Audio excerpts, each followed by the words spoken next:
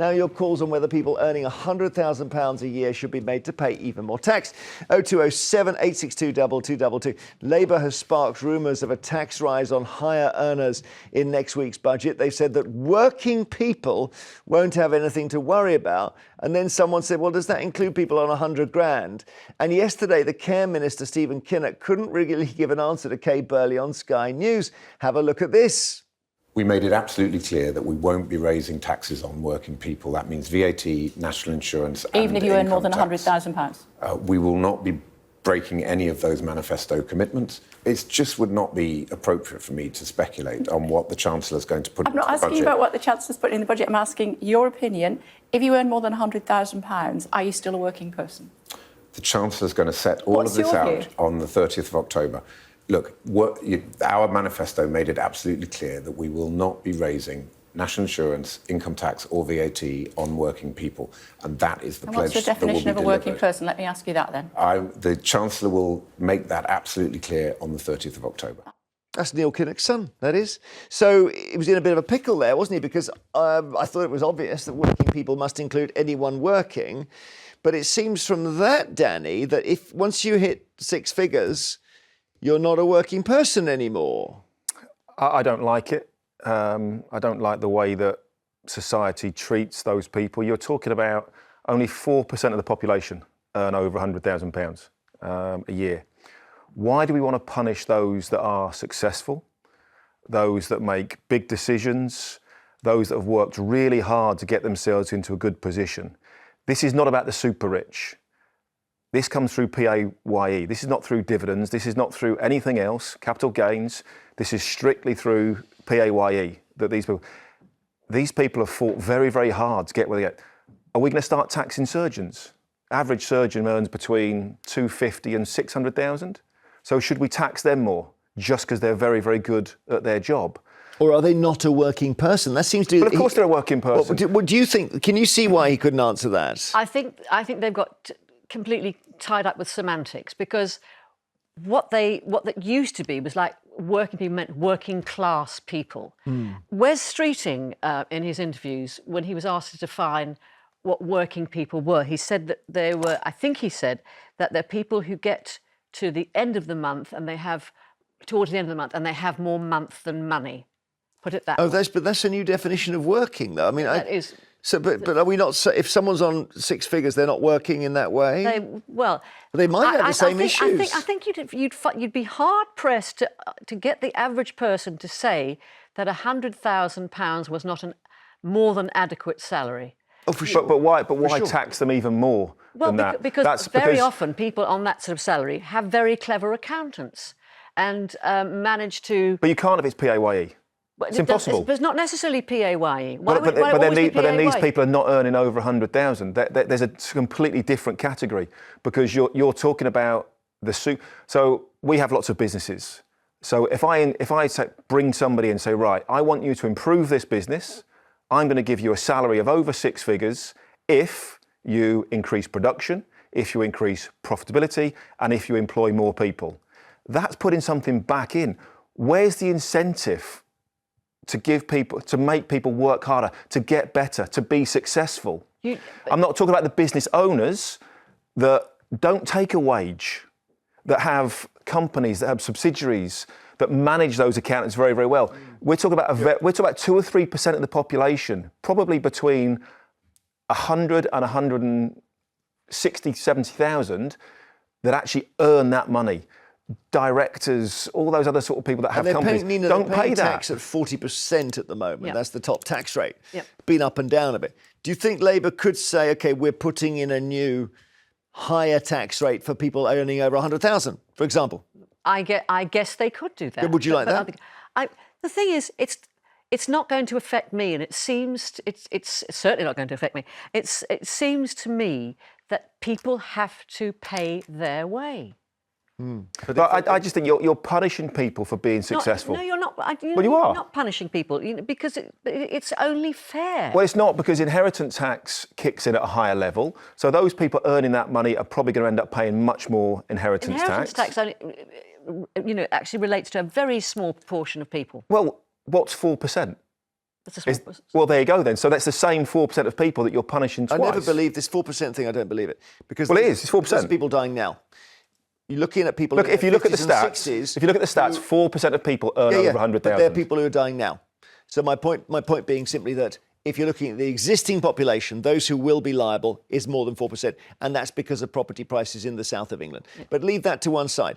If currently 27% of all income tax is paid by the top 1%, would you like to double that? I don't think double it, not necessarily double it, but I'd like to make sure they pay more. They pay more. Okay. And it's not punitive. Look, I've lived through the 70s when the tax situation meant that, you know, Rod Stewart left. Mick Jagger left. Elton John left. Now, Elton John left for many years and years and years, and people didn't realise it because he was just doing world tours. Then he'd come back and do his statutory, 30 days or in this country, and then be off around the world. But because he's such a patriotic soul, nobody realised he was actually doing it. But he was. So do you fear? Well, if they tighten the screw too much, we'll lose Ed Sheeran. We'll lose some of these high-earning Brits. Well, to be honest, I don't think you will. You don't care? No, it's not a question I don't care. If you look at the reasons why people, very rich people, leave this country, it's all, it's all because of the tax. Rachel Reeves, they're all terrified and they've all gone off to Dubai or Paris or Milan or what have you. It's not. It's the kind of the fourth reason. One is the level of crime in this country. 2 is social unrest.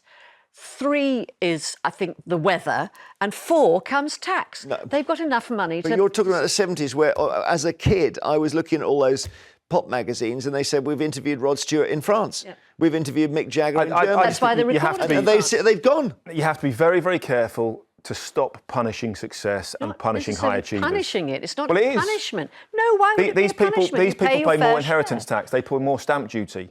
They already pay more tax. OK, let's get Pat. They're the people making decisions to get the economy going. Pat in Warwickshire's on the line, waiting patiently. Hello, Pat. Hello. There's a number of things here, but crucially, should the people over 100 grand a year pay more tax? No, I don't think so, because he's assuming, Mr. Kinnock, that they're not working people. I've never earned anything like that. They can work as hard as anyone. They're not working in the sense of being manual labour, probably, are they? Or maybe they are. Actually, do you know what? Can I ask a quick question? Yeah, go on, Danny. How many people earning over 100,000 work 9 till 5? I've got no idea. None is the answer. None. Oh, OK, none. None would be the answer because they have to work. Go on, Pat. It's all yours. If they earn over 100,000, they're paying 40% tax anyway. The lower earners aren't paying as much tax. Well, Pat, if they put tax up to 45% over 100,000, they wouldn't get many people voting against it, would they? That's the thing. This is it. I think it's awful. They just assume that people that earn... I've never earned anything like that.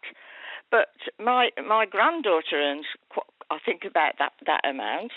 And, I mean, she has to work really hard. So you're assuming that people that are earning over 100,000 aren't working class people. They're not lucky. If you earn over 100,000, you've not been lucky. You haven't been just gifted this job of earning over 100,000. Yeah. You've worked incredibly hard. You've made sacrifices to get to that level. Thanks, Pat. Vicky's got in touch on X. She says if they are living paycheck to paycheck but making over £100,000, then they are living above their means. So they're spending too much. I live on way less. I have debts to pay. I don't go out every week. So if I could do it, they need to look at themselves. Some of these people, I guess it's mortgages the main outgoing. Well, I don't know. Craig says progressive taxation is good for everyone, but it's got to be practical, workable and fair. He sounds like a sensible guy. Nina. The thing is, you absolutely cannot plead poverty on over 100,000. No one's pleading poverty. But they are. But they do. They say no. That's the thing that really annoys me. What if they bought a house that's too expensive for them? That's their fault. That's their choice. Well, then they might feel poor. Well, they let them feel poor, but the fact of the matter is, you cut your cloth to suit whatever. We have. But I might just say that if I had a bank manager, because nobody has a bank manager these days, I don't know if you've got a bank manager, Nope. He would be laughing hysterically at the thought of me dispensing any kind of economic advice to anybody. So, right. I look at it from just a personal human No, sure, point but of I mean, £100,000 seems like an awful lot to a lot of people. And if you take property costs out of it, I don't know, you might find £100,000 person. But do these people not deserve that? So again? Do they not deserve to earn over 100,000? Because they've worked hard. We currently have 4 million people unemployed. We have 900,000 job vacancies. Surely that would be a better way of addressing Isn't the things. problem, Danny, that in our society we have decoupled working hard and earning a lot? And that's partly because of the bankers' crisis where... No, there are very few exceptions, but you do not earn over £100,000 a year by working 9 till 5. You have to go above and beyond. You have to be very successful in your field to be in the top 4% of the country. But the point, the whole ethos of trickle-down economy does not work. It doesn't trickle down. It stopped working a while back, yeah, for some reason. And Fortune magazine did a survey over decades of, because people say hysterical about people leaving the country, wealthy people leaving the country. My God, it's going to leave us with all sorts of problems. And they said, actually, it makes no difference at all. That's no difference. Virginia's in Lincolnshire. Hi, Virginia. Hi, Jeremy. Do you think over £100,000 makes you not a working person? No, I don't think that's right at all. I think that people who are high earners are contributing an awful lot. I think what Liz Kendall's doing is absolutely right, and I think she's encouraging people and wants to see people get back into work. I was encouraged as a pensioner. Only over the last year I've become a pensioner. I go to work, we've spoken before, I'm a living carer. I get my pension and I get my money. I pay my taxes. I've got 4 children. They're all working incredibly hard. They're all paying their taxes. They're not quite at the 100,000. But I think that we're in a situation where we've now come to a situation where it's getting a little bit too easy to get benefits. I do believe that people with disabilities, learning disabilities and things like that, we should not be harassing them. But I do think there's a lot more people that could be getting back into work. And I do hope Liz Kendall does a really good job in encouraging them. Thank you, Virginia. Thanks so much.